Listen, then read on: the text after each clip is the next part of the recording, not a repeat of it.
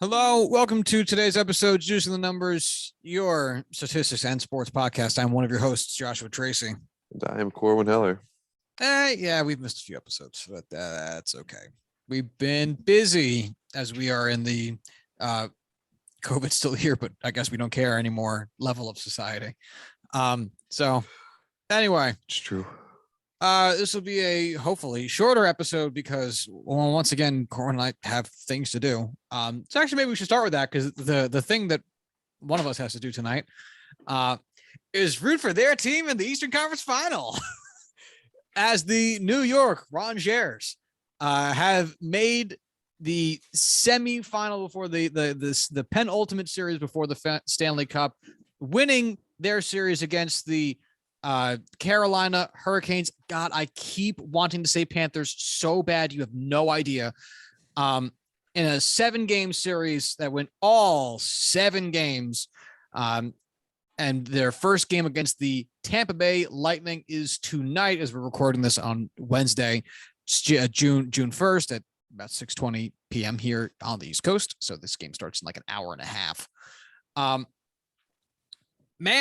series that went all 7 games twice. So the Rangers could have played at most 14 games so far in this postseason and have played 14 games so far this postseason, in direct contrast to the Tampa Bay Lightning, who had a clean sweep of their second round opponent, the Florida Panthers, in what can only be described as a shellacking. Corwin, did you watch any of it? I watched the highlights. There were other series that honestly just had more fireworks. And boy, I will say, one part of me was kind of peeved that it was the Rangers playing and not the Penguins. But that being said, boy, I can't wait to see the Lightning just shellac the Rangers. Well, it will definitely be an interesting series. This is certainly going to be a goaltenders matchup. As Andrei Vasilevsky has been just his usual bullshit self. He has played in the postseason 11 games, record of 8-3. He has allowed 25 goals on 368 shots. Which is good for a save percent of .932. It's been disgusting. One shutout in there. I mean, just, it's been gross. It's been fucking gross. No one likes it. Just stop it. Let's see if I can get you his appearances for this year. But yeah, it's been insane. On the other side of the ice, counter to him will be Igor Sturkin, who's played in 14 games so far this postseason, 3 more than Vasilevsky. Record of 8-5. He has allowed 37 goals, so more games played, but still more goals allowed, thanks you, Pittsburgh, by 12. However, Vasilevsky only faced 368 shots. Igor Sturkin has faced 511 shots in his 14 games. You're welcome. Gross. So actually their save percents are off from each other by only 0.004, as Shesterkin's save percent is .928, just below Vasilevsky's .932. His goals against average, though, is much higher, .268 as compared to Vasilevsky's .222. Again, that's the difference between having it be percentage, one based on percentage of shots and one based on goals allowed per game, which, rate versus counting, it's a little bit different. Because if we look at it from, and again, it's a little bit tough because when you're looking at points, obviously, the fact that the Rangers have played more games weighs into the points conversation, but the highest, there are only 2 players on the Lightning that have more than 10 points in the playoffs so far.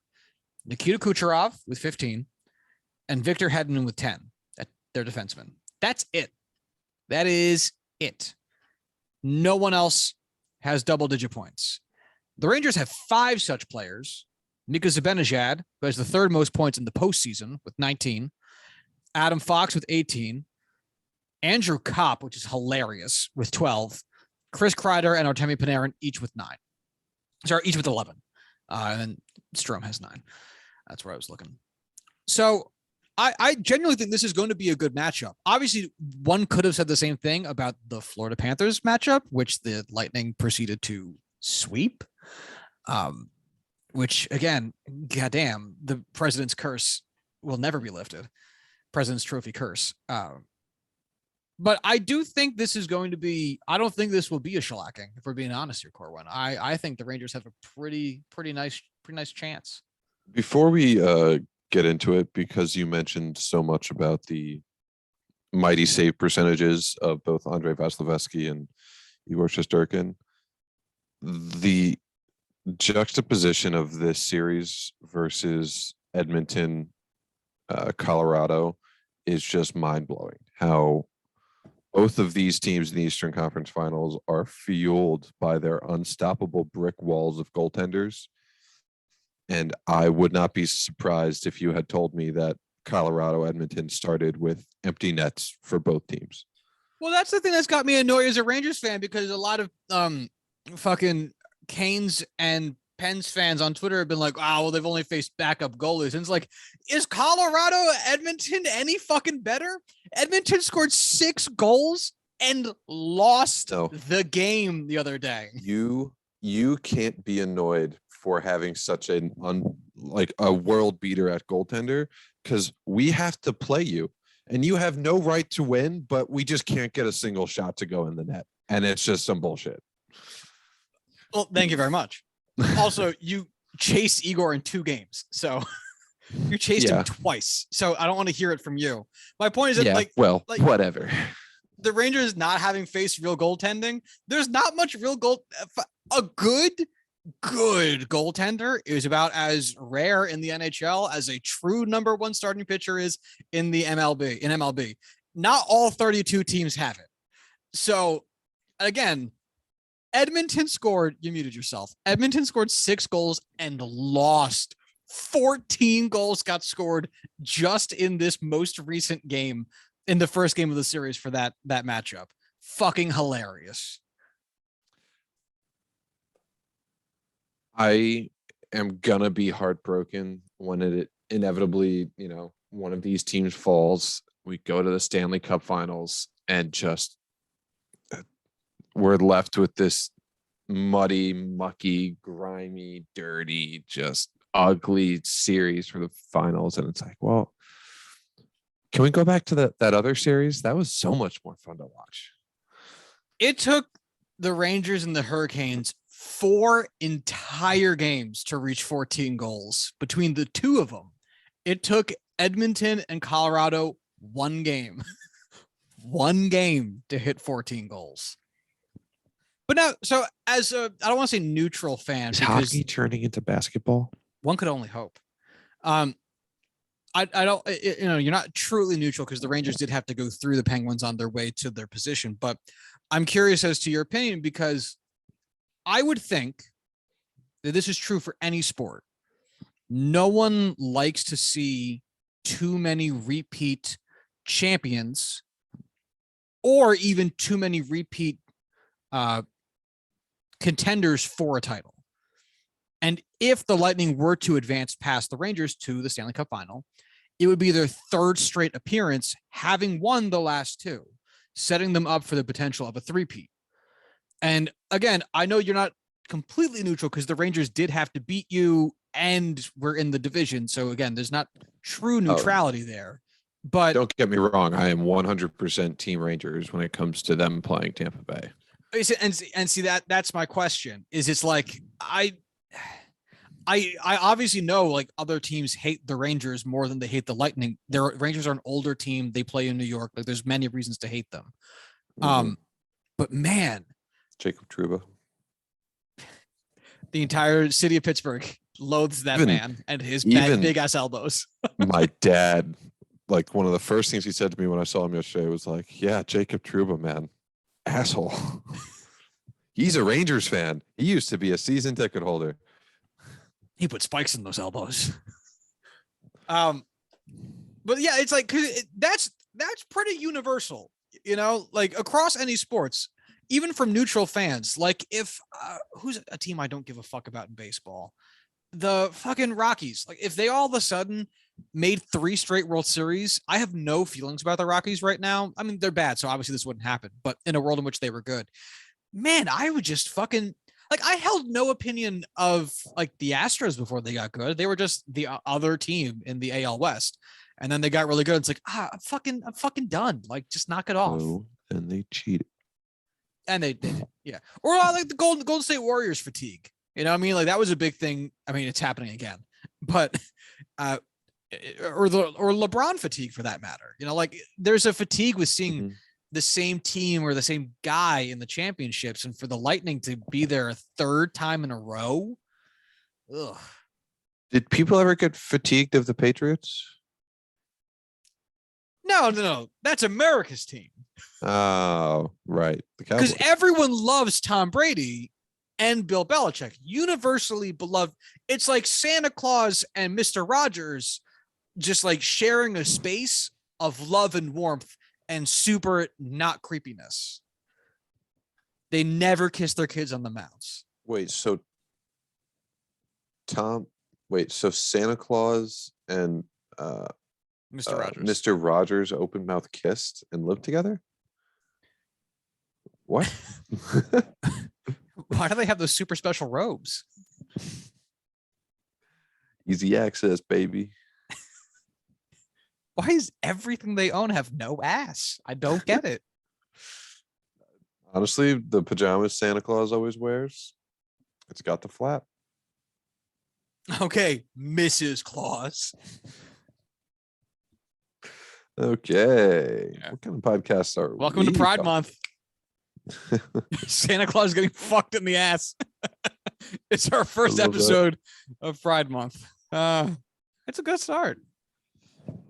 But yeah, so it'll be an interesting matchup. The Rangers series against Carolina was one of those hilarious phenomena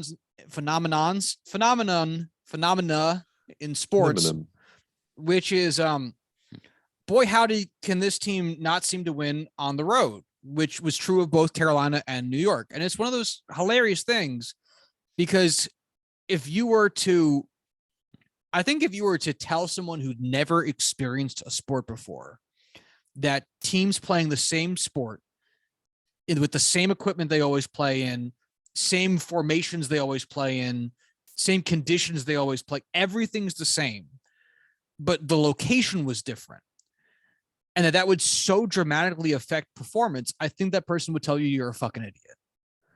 And yet, we see it all the time. And this was another one of those series that happens in baseball and basketball and any series-based sport, especially for postseason, where we are only winning at home. And for the first 6 games of the series, Hurricanes won at home, Rangers won at home. Mm-hmm. Going into Game 7. And that makes the Game 7 so odd because it's like when the Rangers and the Penguins went to Game 7, both teams had won on the road already. So there wasn't this additional, like, I guess, mental thing of, can you fucking do it? Like, can you even fucking do it? What the fuck's your fucking problem? It's a different house. You why can't you fucking do it at this house? You're too good for your home. Like, imagine you, like, you're a fucking grade A chef and they put you in a different kitchen and you're like, I don't know how to do it. Where's the stove? Where's the stove? How do you make noodles? Where's the water? Like, it doesn't make any sense, And so luckily, fortunately for our country, the Rangers came out swinging, and took down the Hurricanes with almost no resistance, at a score of 6-2. Thank God. But it was such an odd buildup, and it felt like it was building up towards what happened Game 7 of the Rangers Penguins series, which is they're going to go to fucking extra goddamn overtime, and it's going to have to be that bullshit, which thank God, because that sucked. Yeah. It sucked for different reasons for each of us. Yeah, well, that heart condition's not good for anybody. Are you surprised that the Hurricanes didn't end up taking this series? I am, but at the same time, their collapse was pretty hilarious. They kind of just forgot how to play hockey. When you're playing that poorly, I'm not really surprised you lost the series. I'm more like going into it. If you told me it would have ended up the way it ended up, I would have been, holy shit, that's insane. No way. But actually, like seeing it happen was like, yeah, they don't deserve to win and they shouldn't win. Yeah, it was a very stilted performance from both teams. Both teams showing a large like incapacity or a large lack of capacity to induce any type of scoring. Hurricanes forecheck was amazing, and they really had good solid puck control, but they were incapable of seeming to actually turn any of their copious amounts of possession time and passing into anything that looked like a possible scoring attempt. Whereas the Rangers played a very good defensive game, which was honestly really shocking to see, especially based off of how they played the Penguins, which was the Penguins did like a great job of producing chaos, which forced the Rangers to be in really poor defensive alignment, allowing the Penguins to get a lot of great scoring chances. Whereas the Rangers or the Hurricanes just didn't do that. It seemed like I'm not really great at identifying plays as they develop within games for hockey, but whatever they were doing must have felt pretty easy to spot from the Rangers bench, because the Rangers had like one formation that they used for defense the whole series, and every time it worked, and it looked like the Hurricanes never changed anything. And then when the Rangers got a scoring attempt, they fucking knocked that sucker in. So it was hilarious looking at. Actually, I wonder if I can find zone time for each team, because I swear to you, the Hurricanes must have spent twice the amount of time in the Rangers end as the Rangers spent on Carolina's side. Like it wasn't even. I don't think it was even close.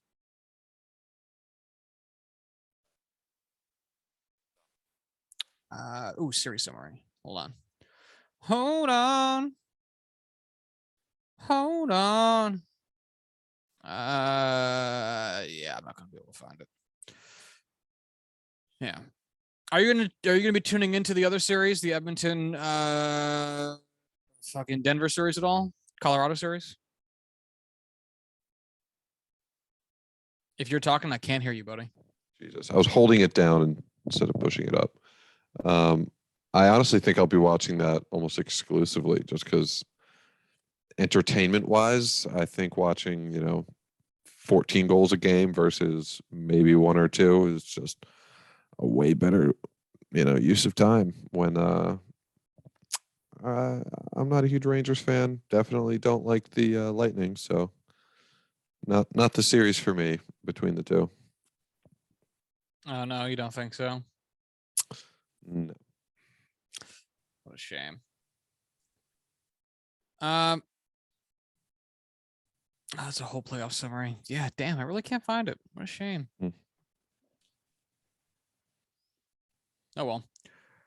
Yeah, so it'll be exciting. I have no idea what to expect. I have been out of hockey almost this entire season because, again, MSG got dropped from Comcast, so I couldn't watch any of the Rangers regular season games easily, and just chose not to. So I have no idea how the Lightning have been doing this year. I'd imagine very good, since they're here again. Shockingly third in their division this season, which is interesting. But the Leafs are out of it, as they fucking usually are. And the Panthers again just got their butthole just split wide open for a nice, easy Tampa Bay Lightning entrance. Again, happy Pride Month. I'm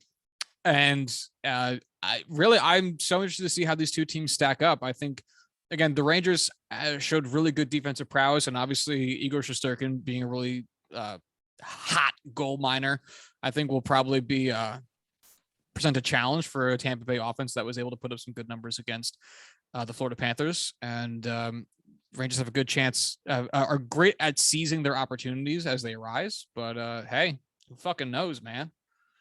This is anybody's fucking game. I'm so excited. Yeah. Who are you going to be rooting for? Chris Kreider. Gotcha. Yeah. How many Artemi goals did he Panarin finish is with like in the the regular season? Off the top of my head, I want to say like 52, but let me look. Hold on. I have their page up.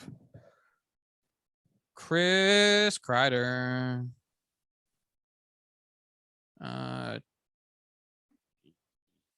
Shoot, am I on the right page? I don't know. Oh, there it is. Chris Kreider, 52 goals. Led the team by a lot, by a whole lot. Led the team by 23 goals. That's impressive. He led the team by more goals than Artemi Panarin scored all year. That's actually concerning. I mean, Panarin was never a goal first guy, but at the same time, that's Yeah, which is why Panarin had 74 assists. Yeah. wow. I forgot already that Austin Matthews had 60 goals. It's stupid. Fucking stupid. Anyway, turning our attention then over to baseball. Tommy Pham slapped Joc Pederson in the face over a dispute in fantasy football. Apparently they are in a group chat together, and Joc Pederson made like some kind of comment about either the Padres or the Reds. It made a comment about Tommy Pham essentially, or whatever team he's playing on. I kind of forget, and I don't really care, but it's funny.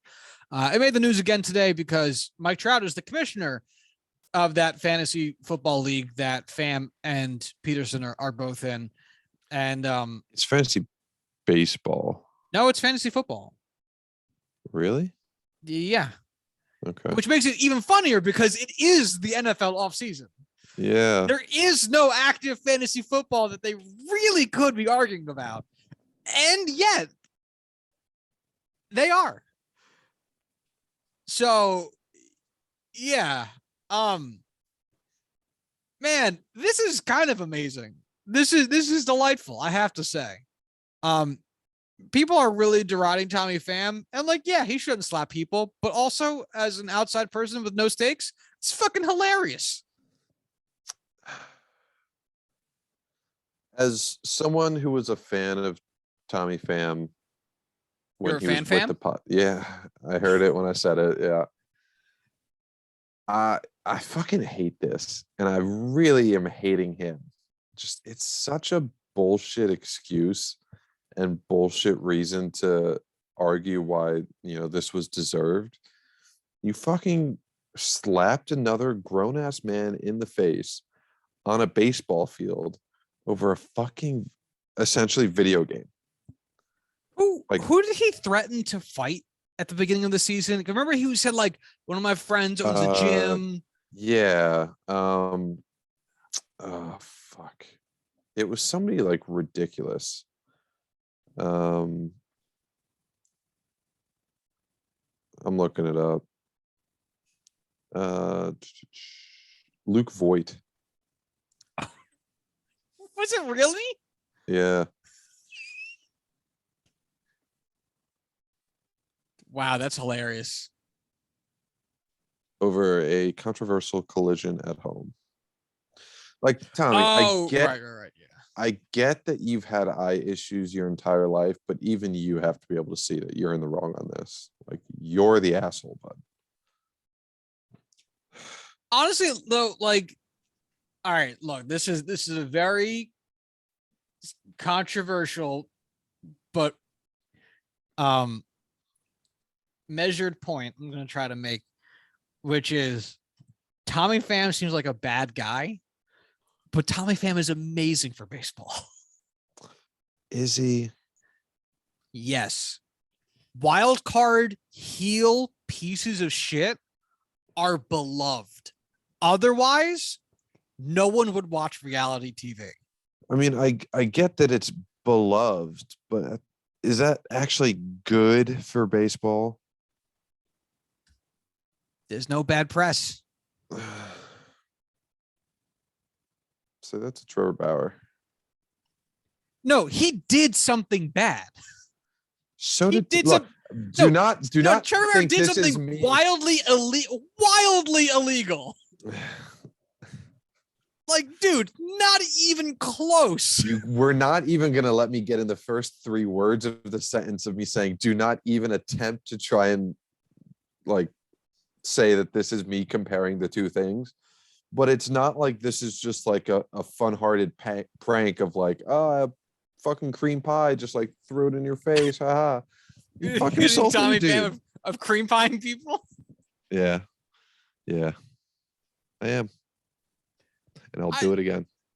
Look. It's light assault. Mild. It's If this wasn't over something as utterly fucking stupid as fantasy football, you would be up in arms about it. But because absolutely it's funny, you're like, let it play. like he deserves his suspensions, and if it ends up leading down a road where he has to get removed from baseball, I think that's probably the right thing to do. But this is also objectively hilarious. He slapped Joc Pederson in the face in the off season of the NFL over a meme he sent in a fantasy football group chat that wasn't even actually about fantasy football, and Mike Trout had to answer for it in a press conference. Corwin, this is objectively fucking hilarious. It's hard to argue when you just spell it out like that. And it's lasted over a week. It's lasted for so long. Mike Trout got his ass beat yesterday by the Yankees in New York, and one of the first questions he got asked was, are you going to step down as the fantasy football commissioner for your league? You know, the point that we're really glossing, the point that we're really glossing over here is that it wasn't just fantasy football. It was also about memes that Joc Pederson was sending in their group chat. And having seen the meme, it was fucking hilarious. It was. And spot on. It was. You are just clipping so bad. I'm so sorry.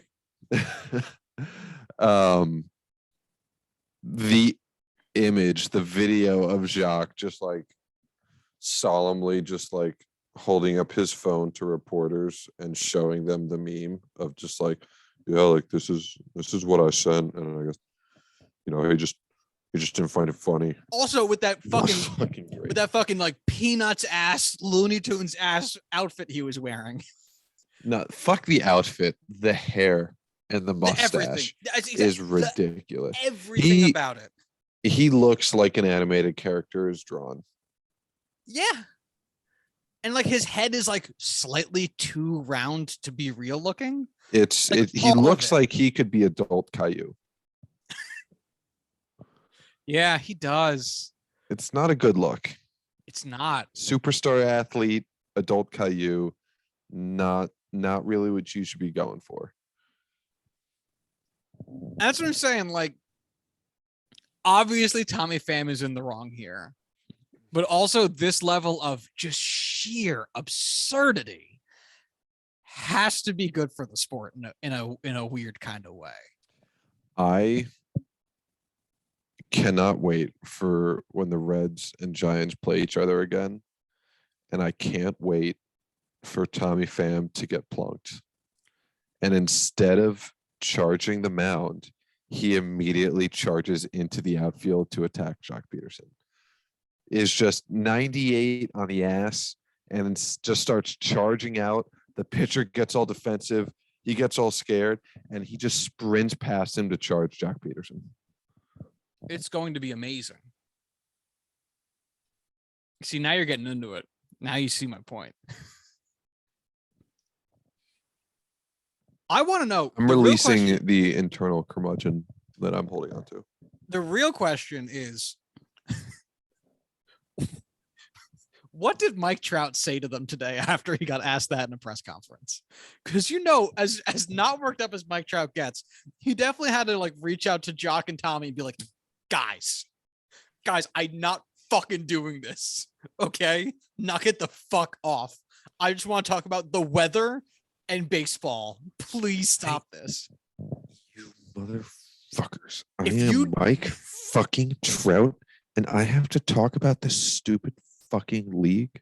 God damn it, Tommy Pham. You drafted Nick Foles. You know what's even better? Play. Shut the fuck up. If I was him, I would go, look, listen here, you piece of shit. Next guy to make the fucking news, losing a draft pick. All right? I don't want to hear about it. Make another point, I'm dropping someone from your team. Whoever fucking makes the next headline is drafting Plaxico fucking Burress in the first round. Your starting quarterback has to be Mitch Trubisky. I don't care if he's not starting. He's starting on your team. You have no idea how much I regret spending $20 on a novelty Mitch Trubisky t-shirt this offseason. $20 well spent. Honestly, it's a funny shirt. I just wish it was more comfortable because I'd still rock it all the time. Just gotta love kissing titties, I guess. Kissing titties are nice. They're great. I very much enjoy them. Just like every adult man in the history of the world. And every adult woman. Everyone loves titties. It's true. Titties have no enemy. There's nobody out there like, tits. Ugh. Breast cancer, huge enemy of the breast. Yeah, that's not a person. It's not like breast cancer's out there like, I'm gonna win this one. I need a Mac from Always Sunny. Science can be a liar sometimes. I always come out. And then just throw a bitch up on the face of some cancer doctor. Yeah. Those classic cancer doctors. Yeah. Yeah.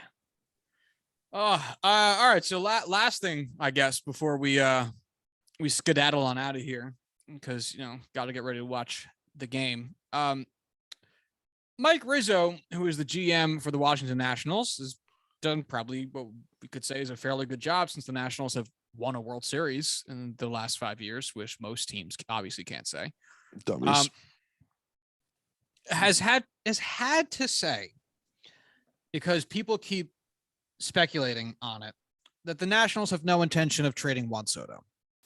Now, I think the reason he has to say that this rumor has gotten so large, I should say, is probably less because it's realistic and in any capacity, it's realism of happening, and more so because it's a fun thought experiment. Like, obviously, we all know, like, the Yankees are not going to, no team is going to put together a suitable package for Juan Soto. But it is an interesting thought experiment for your team's active roster and the quality of your prospects to say to yourself, okay, well, if I am trading for a top 5 player in baseball using my team's current depth chart and prospect rankings, what does that look like? That's an interesting conversation to have, because some people are going to be like, no, that's too much. No, that's not enough. That guy we want to keep because of his potential in our system. This guy is log jammed. Like, there's conversations to be had as derivatives from that thought exercise. Mm-hmm. But none of them are real. He's never going to get traded. They're not in this situation. Like, Juan Soto has 2 RB years left. So if we think about it like this, do you agree Juan Soto top 5 player in baseball, or is that too mean, too generous? I'm trying. 10? No, I'm trying to think of 5 players better than him, and I don't know, like, position players wise. I don't know if I could name 5. Oh, if we're keeping his position players, definitely top 5. Yeah. Yeah. Right.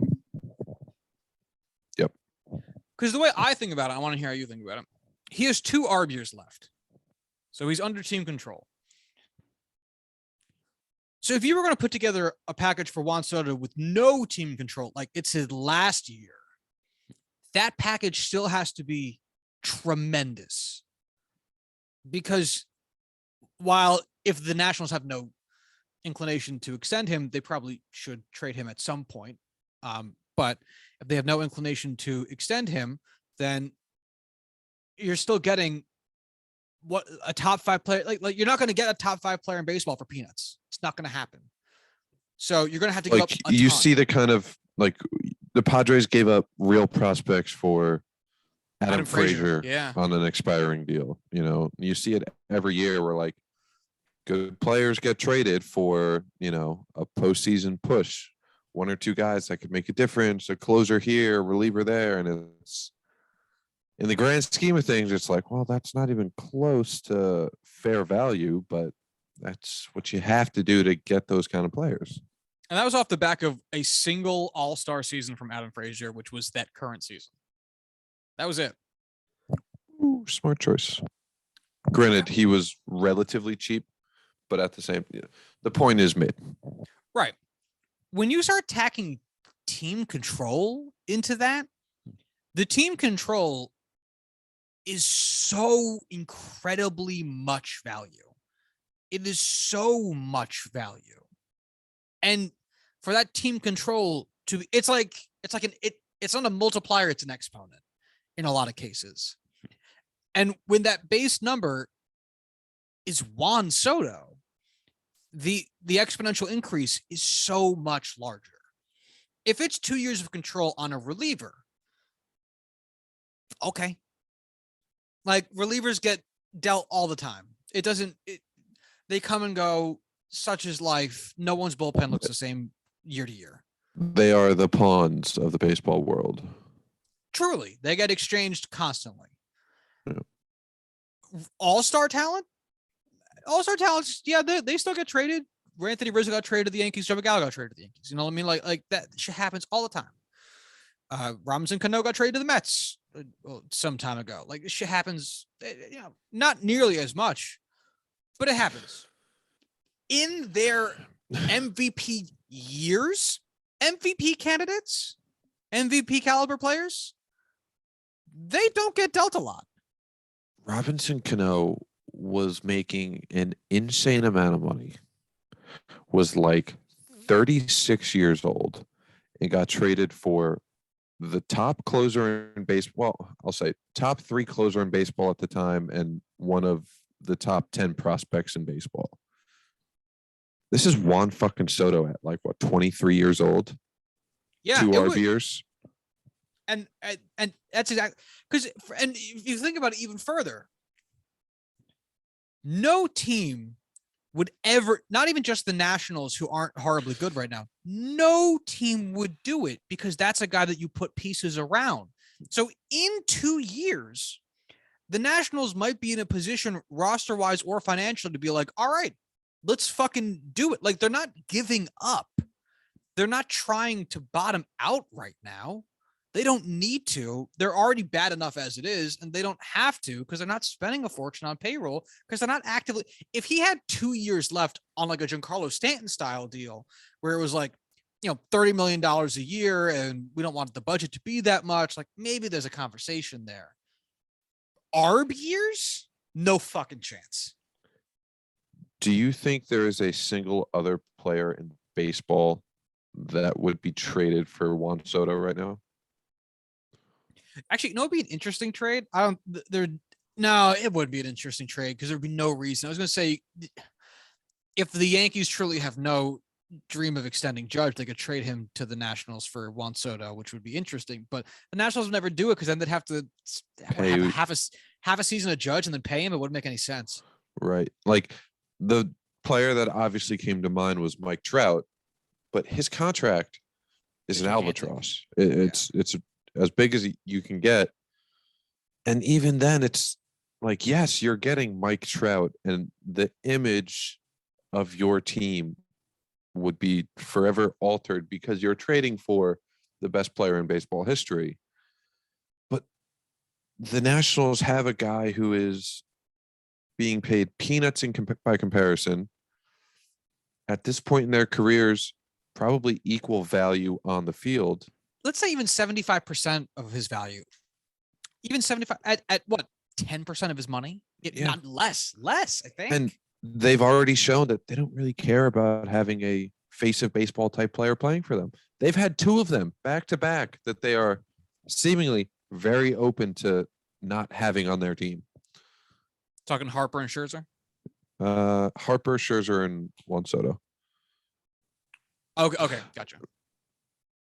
Half who have Scherzer, half already Scherzer yeah. because he was old, half Juan Soto because they actually aren't trying to get rid of him. Right. I'm with you.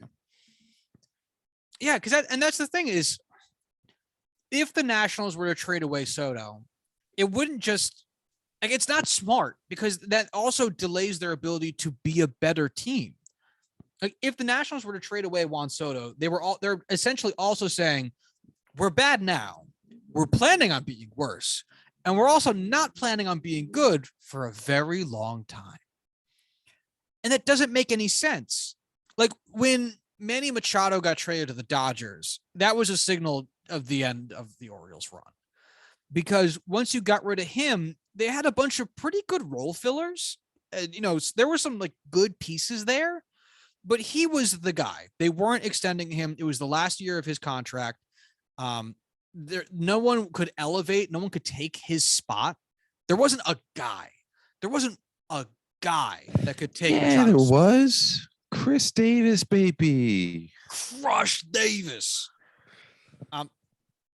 Yeah. So for the Orioles, like it was a different situation. Can we for the appreciate Nationals, that there were two Chris Davises, both nicknamed Crush Davis? One with a C, one with a K, baby. 247, may it live in infamy. Oh God, that was so exciting. Every year, bold prediction of Chris Davis is going to hit for 247. That's just the way it is. 3 years in a row, it's insane. But for the We're Nationals, so close. like they're already bad, but they have this inherent ability to be able to be so much better so fast because they have Juan Soto in the wings.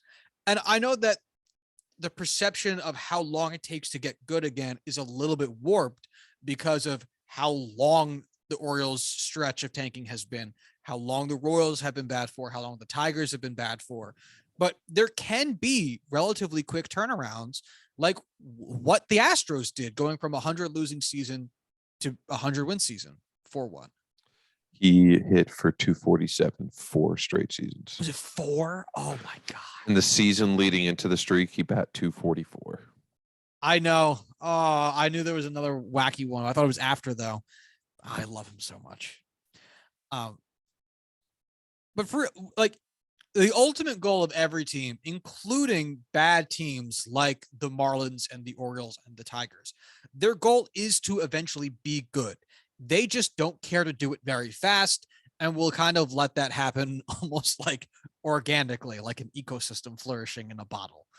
But the Nationals want to win. They've given out big contracts in the very recent past. They'll keep guys around. They will want to win again relatively soon. And doing that without a Juan Soto guy, or in this case, literal actual Juan Soto, it's shooting themselves in the foot. They would end up, we've made this point so many times in the show, they would end up spending more money in free agency to plug the six win above replacement gap that they'd be losing with Juan Soto than they would by just paying Juan Soto what he wants. Like, what's cheaper than spending $32 million on a guy who's going to get you 6 to 8 WAR a year because he's so stupid good? Spending $40 million on like 5 guys that is going to get you hopefully the same 6 to 8 WAR, which is what's going to happen with baseball contracts. You're not getting a cheap, stupid replacement dude for less than $10 million a year anymore. Oh, that might be a little bit generous. Probably more like 8. If you're getting a guy who's worth reliably 2 or 3 WAR, you're paying at least $8 million a year to that dude. So yeah, there's no logical reason for him to, unlike Bryce Harper, there was a reason to move on from Bryce Harper at the end of his contract. I maintain that. Yeah. This, I don't see any practical reason for it. No, this would be a just franchise altering mistake. I know that there are not many. There are not many. There's not much room to fall for the Nationals over the past couple of years. They've taken a serious turn for the worse, but this would be a terrible drop. You know what's going to be interesting? What's going to be interesting is when we start talking about what a potential Juan Soto extension will be after we see what Judge gets. Yeah. Because Judge is killing it right now, but he's also a lot older. So if he ends up getting $30 to $35 million a year, you got to wonder if Soto is going to beat that by a good margin because of the colossal age difference. I would assume, most definitely. And then it's like, what does it even look like? You know, the more I think about it, the more I think there is definitely a trade that could come about that would make me say, you know what, I could totally trade this player. I could absolutely trade Juan Soto for a king's ransom because of how much fucking value he would bring in. Would be astronomical. Would be utterly like, would you trade Juan Soto for like to the Dodgers for their top 5 prospects and I don't know, like pick like 2 players on their starting roster, a pitcher and a hitter? But that's the thing. Honestly, probably. But the Dodgers would never do that. You know what I'm saying? Like they'd be hurting themselves so much. But they have so much depth already. Why not just say, fuck it? They're the Dodgers. They'll make it work. That's the thing. I don't think that they would. Because we're talking to such a degree of like of cumulative value from so many players. You would have to really fuck up your farm. And granted, farm system players are lottery picks. Like we all know that. Even the best, most touted prospects are still lottery picks. Look at Jared Kelenic. But at the end of the day, some lottery picks have better odds than others. I'm not sure the Dodgers, with so much money on their books for so long, and a lot of their players kind of aging to a certain point, would want to do that. And I think that's true of a lot of teams that have the personnel and financial capital to potentially make a move like that. Honestly, the Dodgers also don't have a crazy front-loaded group of prospects either. At least compared to what they're used to. Yeah. Especially because of like the Josiah Gray and Keibert Ruiz trade that they made with the Nationals last year for Trey Turner and it was Trey Turner and who? There was a second guy in that trade, wasn't there? Trey Turner. Oh my God, who was the fucking? Damn it! Hold on. Yeah, I know there was a second piece, but I can't think. Oh, it was fucking Scherzer. Duh. God damn it. I'm an idiot. We are idiots. Yeah. Yeah. Yeah. So, I mean, and those two guys, those were two pretty high up there prospects for the Dodgers. So that was a big trade right there. Do you think Juan Soto gets traded this year? No.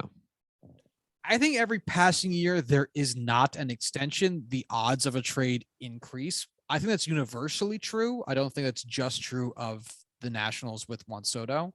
Mm-hmm. So we can revisit this next year, but I can't imagine he gets traded. No, I don't think he will either. I think he signs an extension. All right. Well, then I guess we can leave this here for today. You good? I'm good. All right. Well, if you would like to follow the show on Twitter, you can do so at JuicingPod. If you'd like to send emails to the show, you can do so at juicingthenumbers@gmail.com. If you'd like to follow Corwin on Twitter, you can do so at Corwin Hell. If you'd like to follow myself on Twitter, you can do so at Joshua D. Tracy. And until Monday, you all have a good one. Bye.